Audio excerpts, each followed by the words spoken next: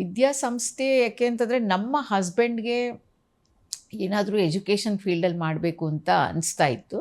First plan ಮಾಡಿದ್ವಿ ನಾವು ಒಂದು tutors and because he himself is a teacher and principal ಆಗಿದ್ದರು.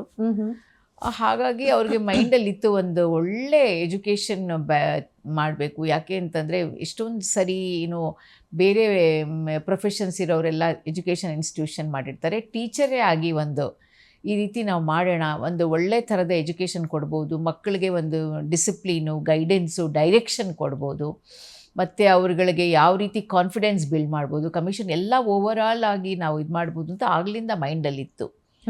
ಸೊ ಹಾಗೆ ಒಬ್ಬರು ಕ್ಲಾಸ್ಮೇಟ್ ಇದ್ದರು, ಧಮನ್ಗಿ ಅಂತ ಹೇಳಿ, ಅವರು ಧಾರವಾಡದವರು.